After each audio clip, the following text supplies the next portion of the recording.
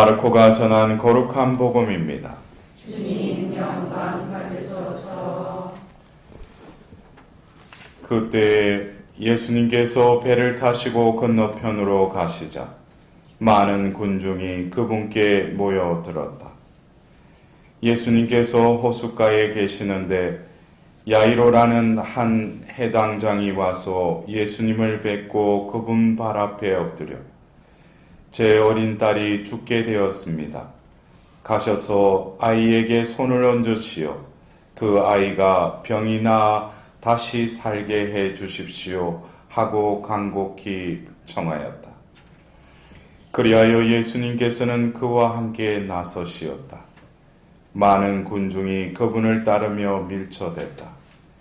그 가운데에 12해 동안이나 하여라는 여자가 있었다.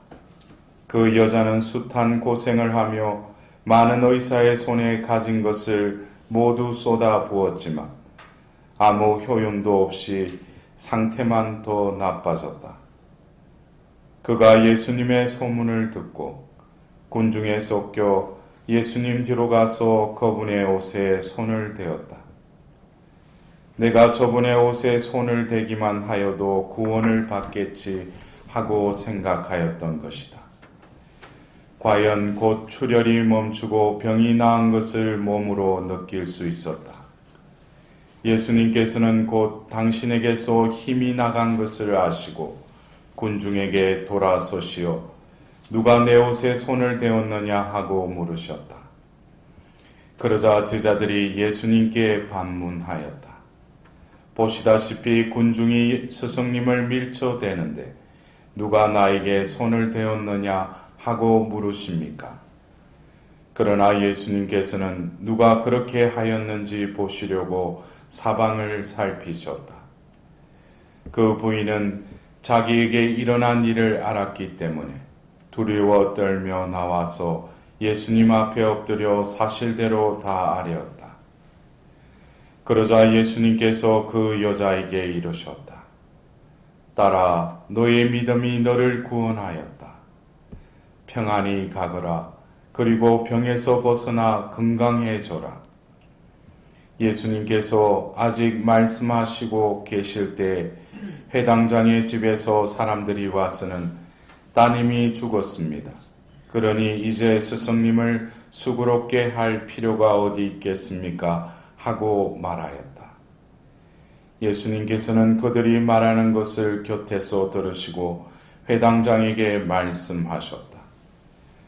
두려워하지 말고 믿기만 하여라. 그리고 베드로와 야고보와 야곱의 동생 요한 외에는 아무도 당신을 따라오지 못하게 하셨다. 그들이 회당장의 집에 이르렀다. 예수님께서는 소란한 광경과 사람들이 큰 소리로 울며 탄식하는 것을 보시고 안으로 들어가셔서 그들에게 어찌하여 소란을 피우며 울고 있느냐? 저 아이는 죽은 것이 아니라 자고 있다 하고 말씀하셨다. 그들은 예수님을 비웃었다. 예수님께서는 그들을 다 내쫓으신 다음 아이 아버지와 어머니와 당신의 일행만 데리고 아이가 있는 곳으로 들어가셨다. 그리고 아이의 손을 잡으시고 말씀하셨다. 탈리타 쿰. 이는 번역하면 소녀야 내가 너에게 말한다 일어나라는 뜻이다. 그러자 소녀가 곧바로 일어서서 걸어 다녔다. 소녀의 나이는 12살이었다. 사람들은 몹시 놀라 넋을 잃었다.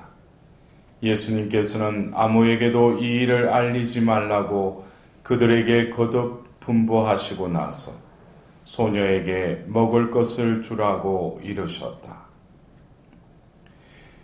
주님의 말씀입니다. 그리스도님 참여합니다.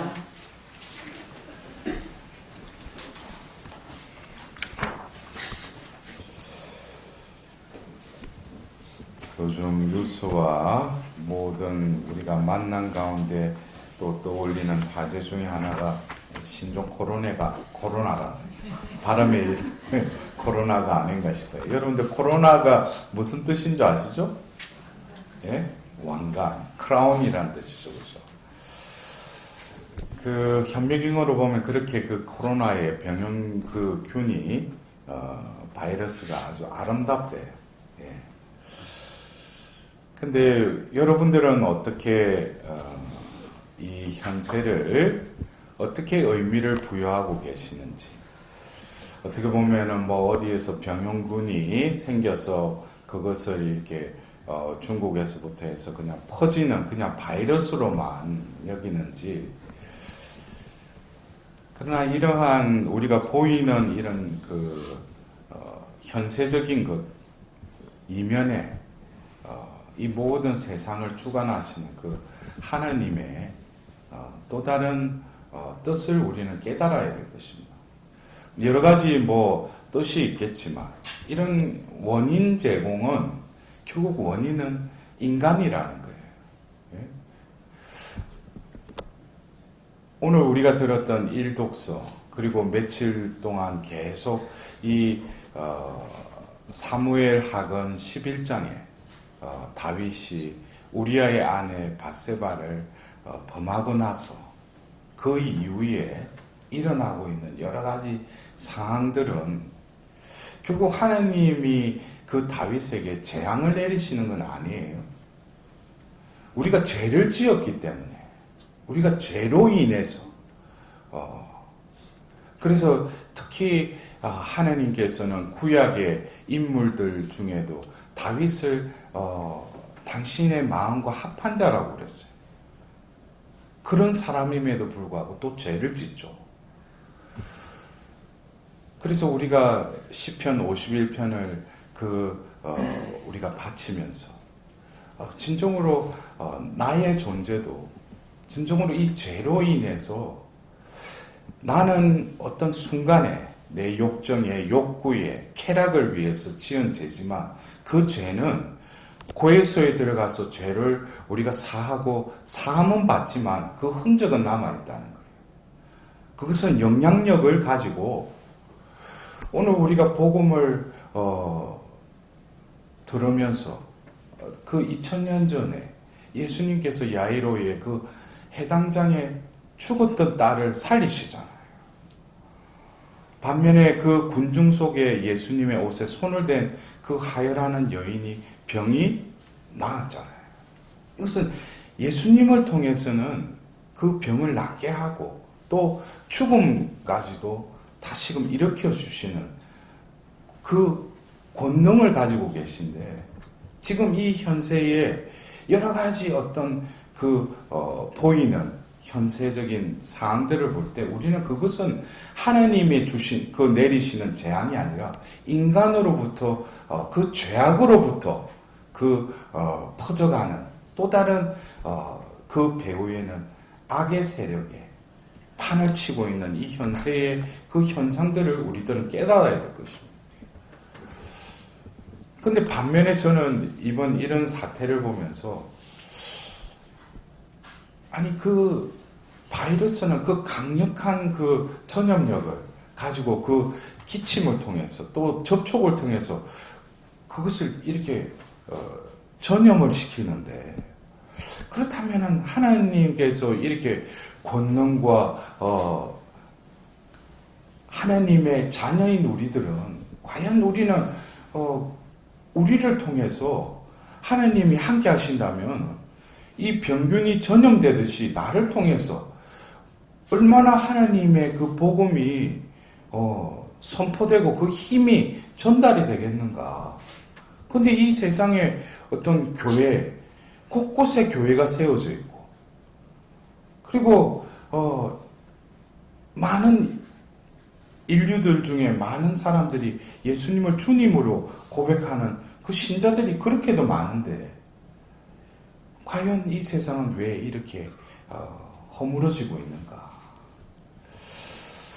그래서 우리는 오늘 이 다윗이 결국 그 죄로 인해서 나탄의 예언을 통해 가지고 하나님께서 결국 그 정을 통해서 임신한 그 아이도 죽게 할 뿐만 아니라 여러 가지 그 가문의 여러 가지 일들이 퍼지게 되는 것이죠. 어떻게 보면은 오늘 우리가 들었던 이 복음도 이 다윗의 한 사람을 통해서 그 죄로 인해서 파급되는 여러 가지 어떤 죄의 영향권. 그러나 우리는 어떤 극한적인 상황을 오늘 이 복음에 야이로의 그 해당장의 딸이 죽었다는 거예요. 그리고 이 하혈증을 앓고 있는 이 여인이 많은 군중에 휩싸여서 예수님을 찾아서 나아가는 그 모습을 우리가 떠올려 본다면 진정으로 내가 신앙인으로서 또 신자답게 살아가는 삶은 오늘 그 하혈증을 앓고 있는 그 여인의 그 믿음과 같이 나에게도 이 혼탁한 이 현세 안에서도 진정으로 예수님에 대한 믿음의 그 손을 내가 뻗치고 있는가.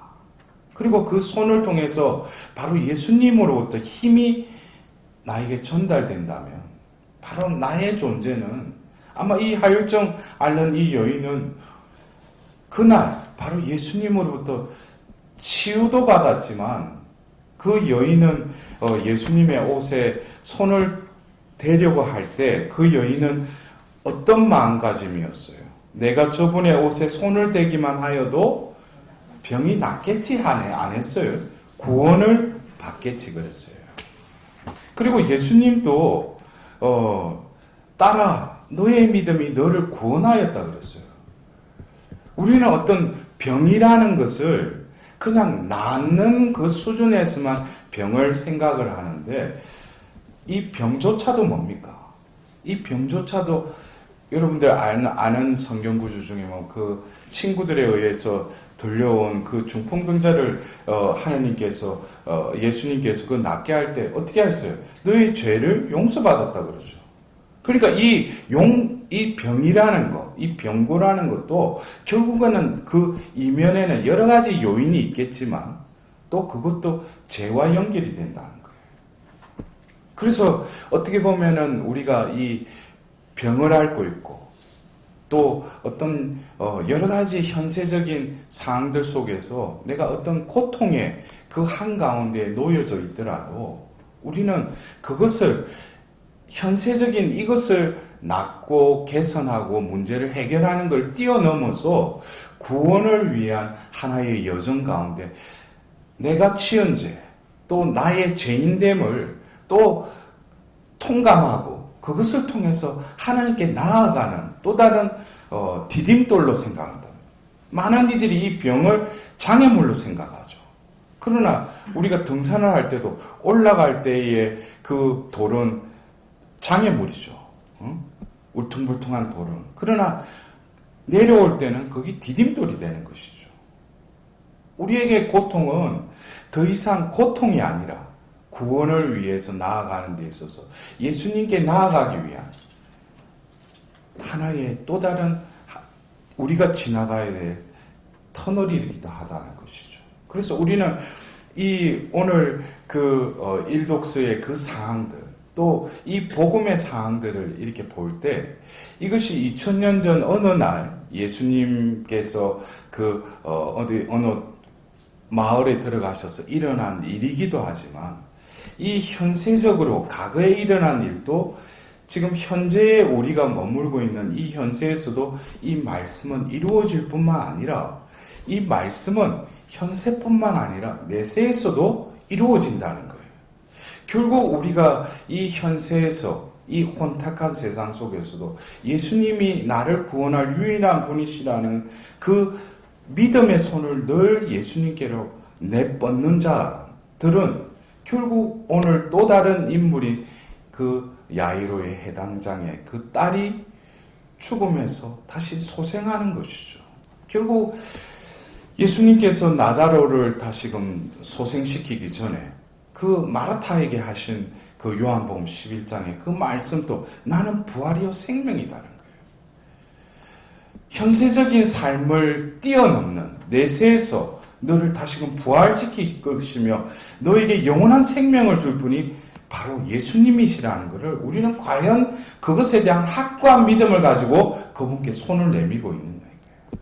예수님은 많은 이들이 예수님 앞에 모여 있어도 오늘 이 하혈증 앓는 이 여인의 일화를 통해서도 앉아 있는다고 해서 그 하나님의 힘이, 예수님의 힘이 전달되는 게 아니죠.